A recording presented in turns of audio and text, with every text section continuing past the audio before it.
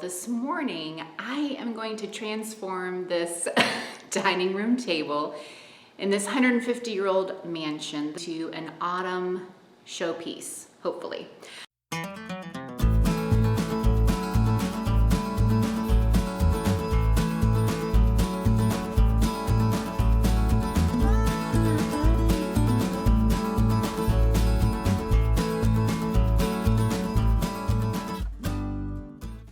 The dining room suit was Frederick DeBerry's, who owned this home.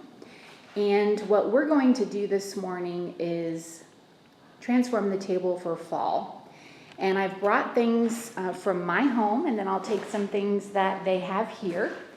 And I just want to show you what the table looks like normally when guests come in for a tour. This is the setup that we have. Beautiful pieces. And we're just going to take it and turn it into something rustic for autumn. This was a hunting lodge, and so we want to give it that hunting lodge feel. And I have all my supplies ready to go, ironed tablecloths and things I brought from home. And we'll talk about all those different pieces. For the base tablecloth, I put down, it's almost like a muslin with a little ruffle. And it just comes over the edge of the table. Now our table is antique. It is close to 150 years old, but it's not in great shape to show the table itself, so I'm going to have a base cover. This I probably picked up at Hobby Lobby last year on clearance. The second layer is a burlap table runner.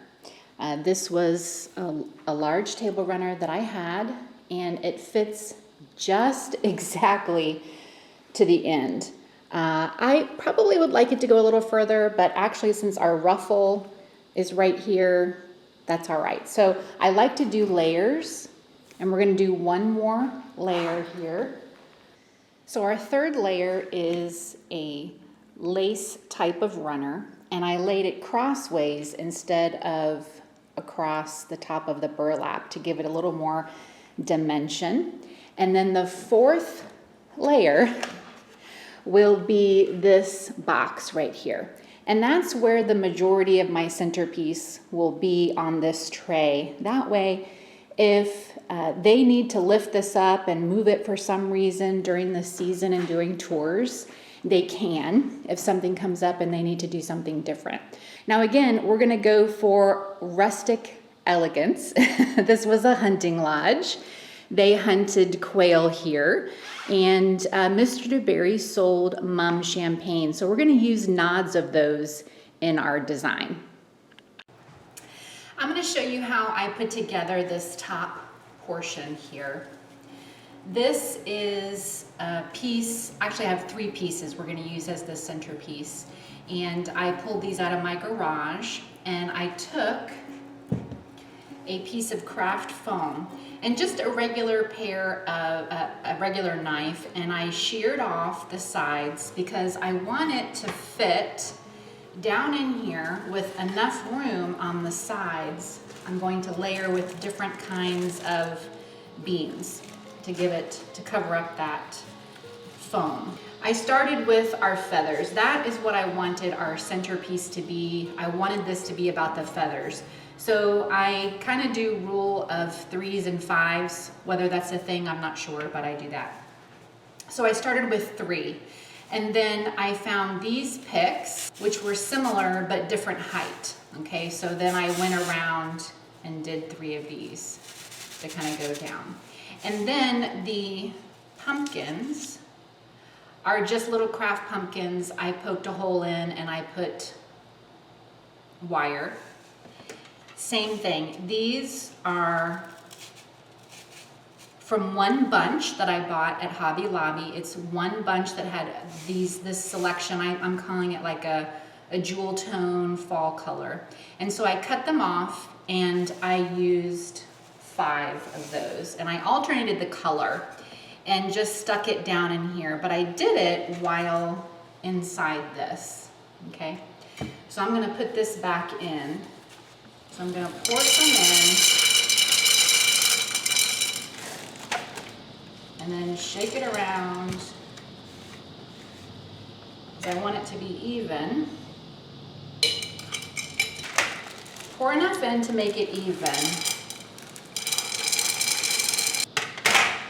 Okay, now I'm gonna put corn. I'm gonna do a different layer.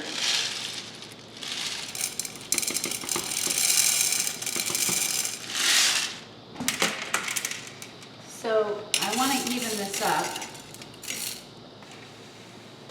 Now we're going to fill in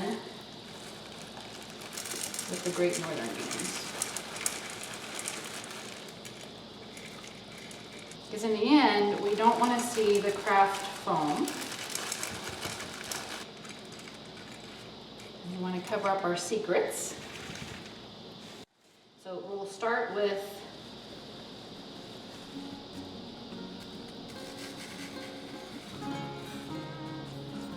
jewel tone.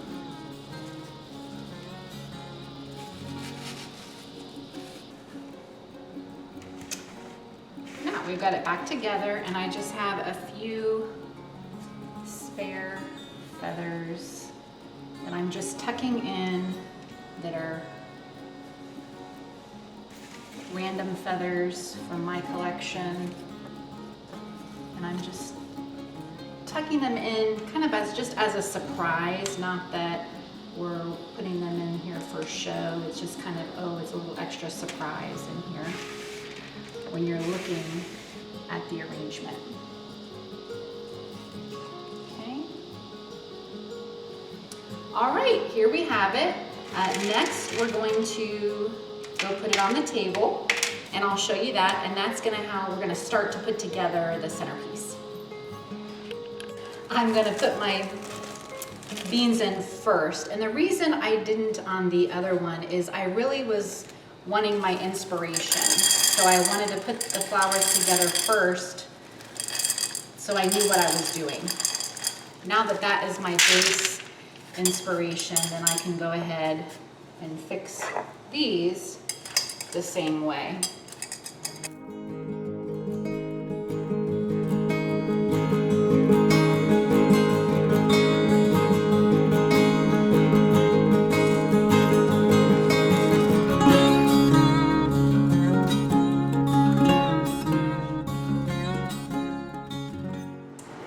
Okay, so I used this one big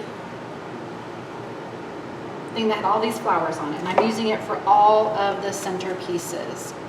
But here I see I need to fill in, pulling some of the leaves off of that stem and putting them in the flower here to sort of extend the space. And what I want to put in there are the pumpkins, and what I've got is wire, and I'm just going to stick it in the bottom of the pumpkin.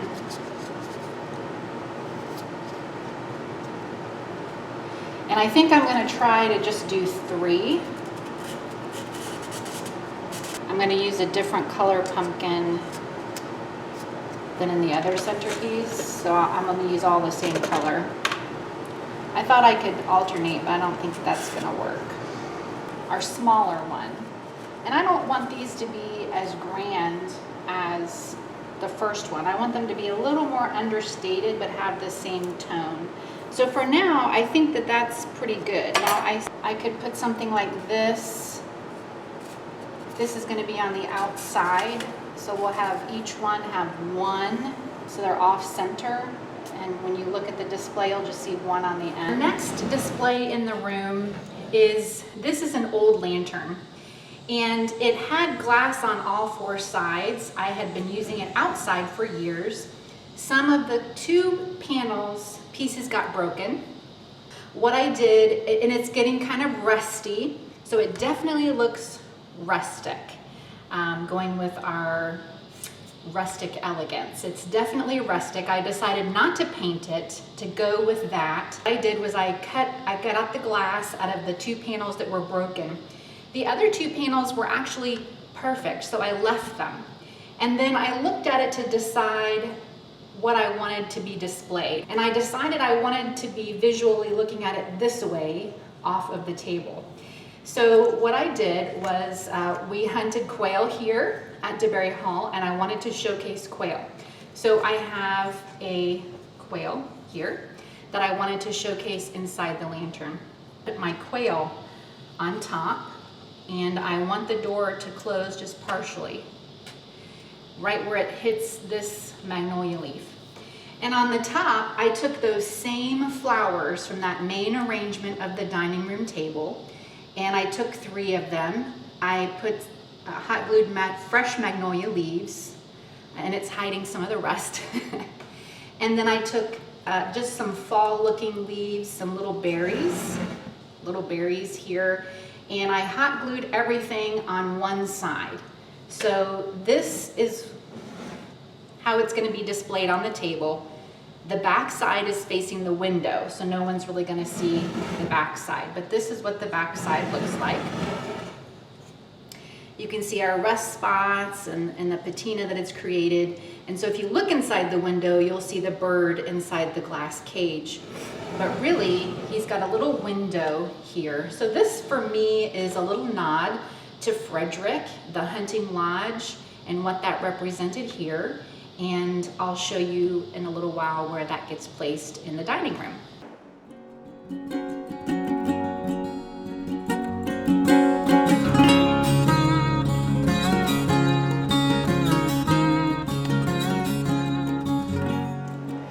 So here are my 3 pieces put in the middle of the table.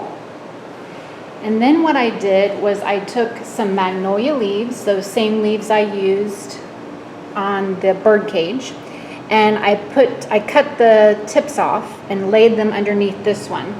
And I'm going to continue to layer that. And then these are the dishes that I brought. These came from my husband's grandmother, and I just have 4. So we're going to do 4 place settings here. I put a magnolia leaf in the middle. I have a silver napkin ring and a cork. And what I'm going to do is do a placeholder for some of the family members that were here at DeBerry Hall. So we're going to set the table for 4, and I'm going to continue to layer my pieces. I've got my tray here, and we'll see what I come up with.